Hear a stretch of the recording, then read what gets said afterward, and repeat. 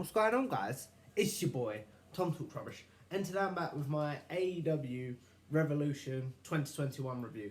First of all, I just wanted to apologise that there was no AEW Dynamite review this week. I'll be honest, guys, I had the COVID vaccination the day before, and it kicked my ass. I just wasn't feeling well enough to record. But I also wanted to say thank you for all the positive feedback I have received on my interview with Charmaine, my carer. From all that I've seen, the feedback and comments have been positive. Everyone said nice things. No one's been nasty about it. And I can only say thank you for that. But enough jibber jabber. Let's get into the show. Overall, guys, again, AEW pay-per-views have become what takeovers in NXT used to be for me. Even a bad one, it's still pretty good. Like, All Out still had a good main event, still had, I'm sure it had some other good stuff that I can't think of right now, still had a good main event and other stuff. Full Gear was good, but for me, again, this was probably my favourite AEW show. Definitely of the smaller crowd era, let's put it that way. So let's get into the minutiae of the show. With, first of all, on the buy-in, we had, sorry guys, should have put this up. We had Britt Baker and Makihito. I apologise for these Japanese names, butchery. I'm not very good at things like this. Versus Rijo and Thunder Rosa. Overall, guys, I thought this was a fun tag team match. I felt like Britt got to really heal it up, and Makihito was sort of almost like unwilling, but you could see, like, as the match went on, she was more willing to do Britt's bidding almost. This match ended with when Rebel, Britt's assistant, who was at ringside with a crutch, because she was injured in inverted commas, whacked Thunder Rosa with her crutch, and Britt got the win by pinfall. But overall, we had some good double team maneuvers. We had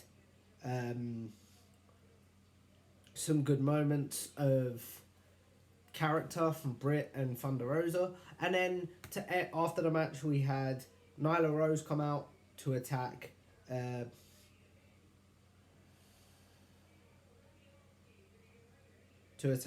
Rijo, which again I thought was fun. So we then had oh wait, no, I'm talking about the wrong thing. I do apologise, guys. But yeah, overall, thought this was fun. Good way to open the show and the buy-in. But the first official match that we had was MJF versus MJF and Chris Jericho. I cannot talk, guys. Versus the Young Bucks for the tag team championships. This started off the way I feel like all grudge matches should start off, with punches.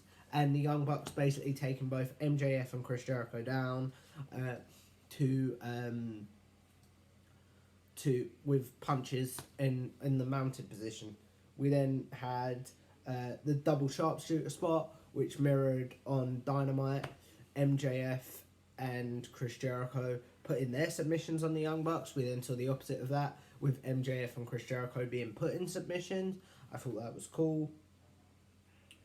We saw a double team H-and drop kick as MJF held, I think it was Matt's leg. I do apologise, guys. I'm not very good at remembering tag teams' names. But yeah, I enjoyed this. Fun enough. And then the match ended when Jericho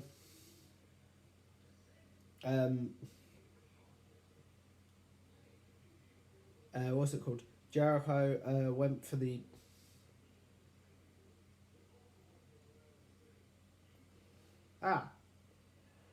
Jericho went to hit the Judas effect, but accidentally hit Wardlow, who was at ringside. Bucks hit I think it was the BTE trigger or the Meltzer driver. No, it was the Meltzer driver. For to retain the titles. Overall, this match was obviously not as good as the match that the Young Bucks had at Revolution last year, but I really enjoyed this. I felt like the slower, more methodical style of MJF and Chris Jericho really meshed well with the Young Bucks' fast-paced style. And yeah, I enjoyed this. Later in the night, we would see a backstage segment where the Young Bucks were like, where the Inner Circle basically said, Chris Jericho said something needs to change, and MJF was like, yes, Chris, you're right, something does need to change. They fist bump, but I reckon this is going to be on Dynamite, where MJF finally turns on Jericho. But we'll obviously wait and see for that. The next match, and I apologise guys, I don't have many notes for this match, because my Fight TV app was all over the place, was the Casino Battle Royal for a tag team title shot down the line. Long story short, this match was won by Pentagon and Pac. By Phoenix and Pac. Pentagon was in the match later. But the only big story beat that I saw of this match was QT Marshall eliminating the Gun Club, but then getting into an argument with Dustin Rhodes and leaving the match. Again, fun enough, I'm sure, but I didn't see much of it, so I can't really comment. But overall, another fun addition to the pay-per-view. This, guys, the next thing, was my match of the night. It was the Women's Championship match, Hikara Shida versus Rijo Mizzou. I do apologise. I do not know how to pronounce her name. Basically, we see a mirror of what happened on Dynamite at the women's tournament finals, where Mizzou goes for a handshake, but basically falls Shida and hits a shoulder tackle. We then saw strikes, and then strikes in the crowd, and then we saw a jumping spear leg drop onto Shida, but she kicked out of 2. Shida hits strikes and a Falcon Arrow.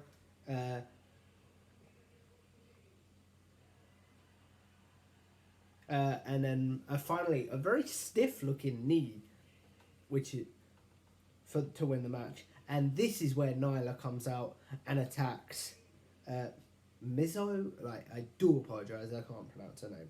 Britt Baker then attacks Shida, and Thunder Rosa makes the save. Probably the next match was my weakest point in the night. It was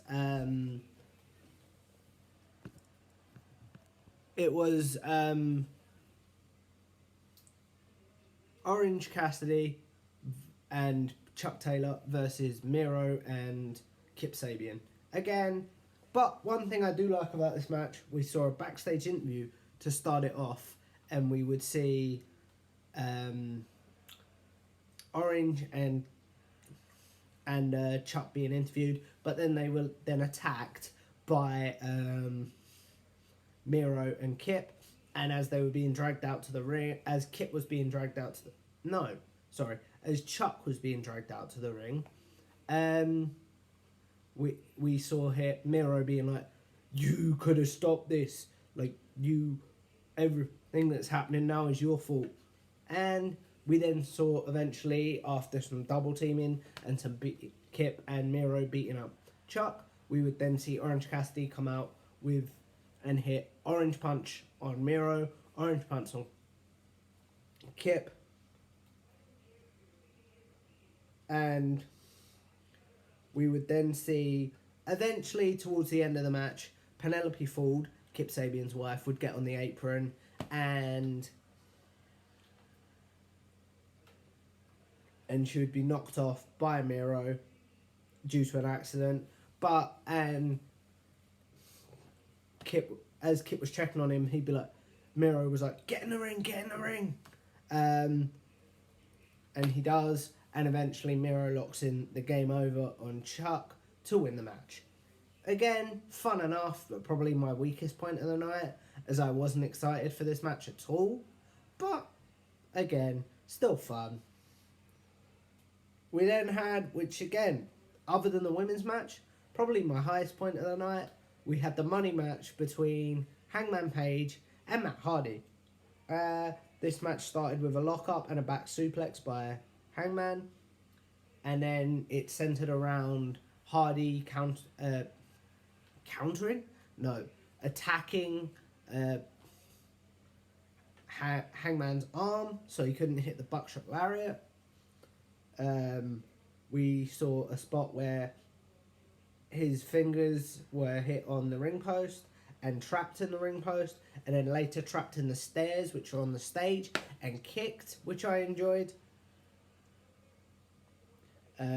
We then saw a very cool moment later in the match where we would see Hardy hit the side effect to counter the buckshot lariat. Again, that was fun. And then he'd hit a twist of fate to get a 2 count. We saw Hardy hit a powerbomb from the top rope, and Private Party eventually coming down as Hangman was about to get the win, distracting the ref. Hangman dives onto Private Party, goes for the buckshot. As I said, that was counted into the side effect. Private Party continues distracting the ref, and then we would see the Dark Order finally come down, almost hit like if you guys remember Adam Rose in WWE, the Adam Rose Trust Fall, and catch Hangman, and then he would later get back in the ring, hit the buckshot on Hardy to win the match. Overall, probably my match of the night. I probably haven't done it justice. I would say check this out if you haven't. Really enjoyed it. Again, happy Hangman won. I feel like this is still building to a title feud in the future with Kenny, but we'll get there when we get there. Again, we then had the TNT title contenders ladder match. This match had Cody, Lance Archer, Max Caster, Scorpio Sky, Pentagon Jr., and Ethan Page, who was debuting from Impact Wrestling. This is a cool debut and addition for AEW. I'm going to be completely honest. I don't know anything about Ethan Page in the past, but if you guys have any suggestions of things I should watch to get acquainted and familiar with his work, please let me know in the comments below. Essentially, this match started out with everyone brawling, like everyone taking off a person and brawling with them. We would then see Lance go for a ladder and use it in the big man style of almost hitting everyone with it and hitting choke slams on it and things like that. We saw this match. This was the only big botch that I saw. Pentagon going for the sling blade maneuver onto onto Archer, but it looked like it didn't hit at all, but still looked really painful. Yeah. We would then see Pentagon hit a move on Cody's arm, which was previously injured, and he'd be sent to the back. So, and then he'd later come out and do the whole, "I'm fine, I'm a babyface still." Again, I think that's a bit played out, but oh well. Sky hit a splash on Caster, which looked like, oh, that really hurt. Lance Archer went crazy with some choke slams until eventually he hit a blackout onto a ladder onto Max Caster, which, that bump, it looked like it really hurt. Obviously, I'm sure it didn't, but it looked really painful. And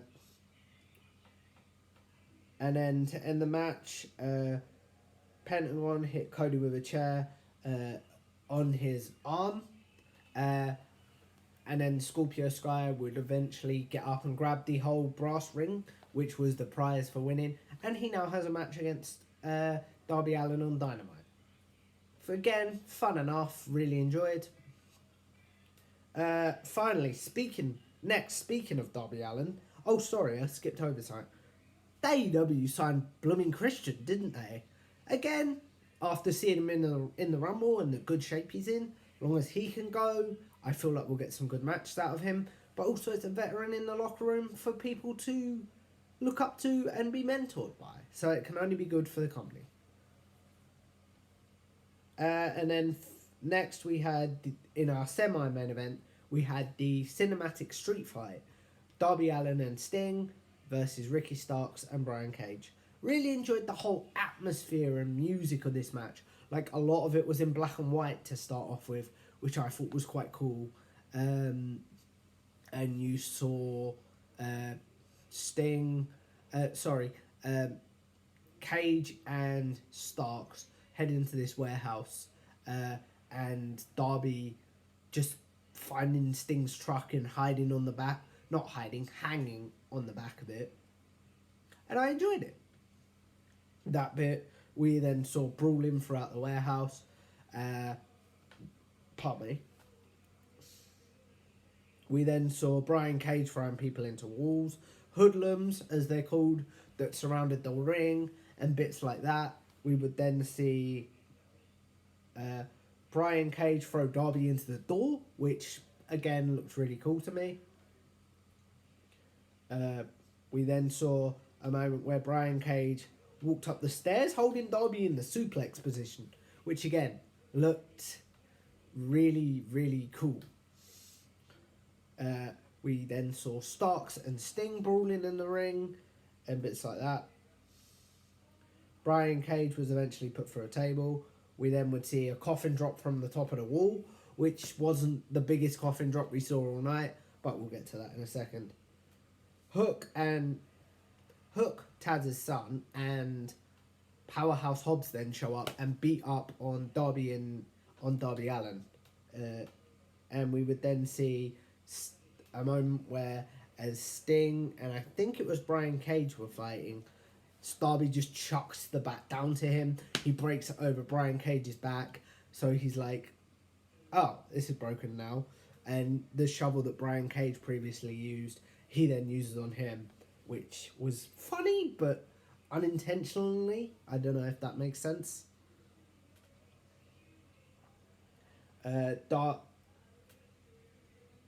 We then saw, to end things, we would then see Darby Allin hit a massive coffin drop into what looked like a skip onto Brian Cage. I enjoyed that, but holy hell, I hope that was a stunt man, is all I'm going to say, because this was a pre-tape match. And then in the ring, we would finally see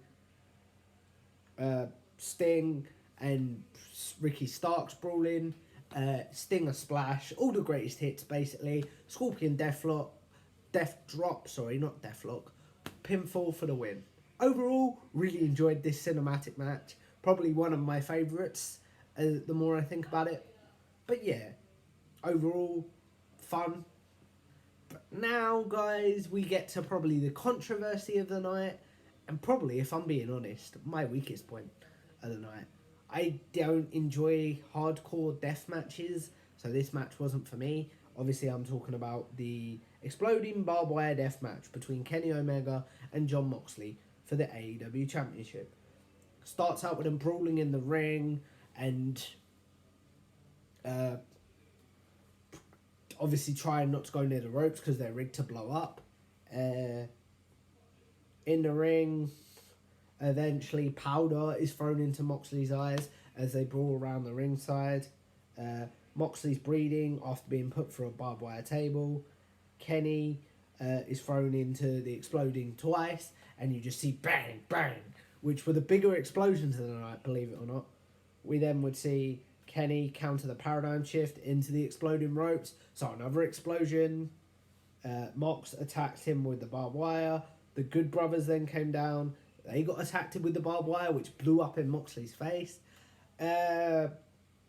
Eventually, Kenny would then hit the one-winged angel on Mox, on a chair, to win the match. But then, because the ring was on a timer and was going to blow up either way after 30 minutes, the Good Brothers and Kenny had handcuffed Mox to the ring and was like, bye-bye. And then we eventually saw Eddie Kingston come down to hopefully shield him from what would have been a bigger explosion. But the scenario I've seen all day is sparklers going off. That's literally all it was. I feel very sorry for AEW and Kenny and Mox because I know what a big plan this was. But overall, for me, this match just wasn't for me. But fun, hardcore match, but not one that I'll be going back to watch, I don't think. Overall, guys, though, I really enjoyed AEW Dynamite. I do apologise. This video has been a rambling nonsense. AEW Revolution 2021. My highlights were definitely the women's match, Hangman Page versus Matt Hardy, and what the hell, the cinematic match. Excited to see what's going to happen with the Inner Circle on Wednesday. Excited to see Scorpio Sky versus Darby Allin, if that happens, because of everything that went on in that match. And overall, let me know what you thought in the comments below. I apologise that this video has been a load of rambling nonsense, and I'll see you in the next one. Bye, bye.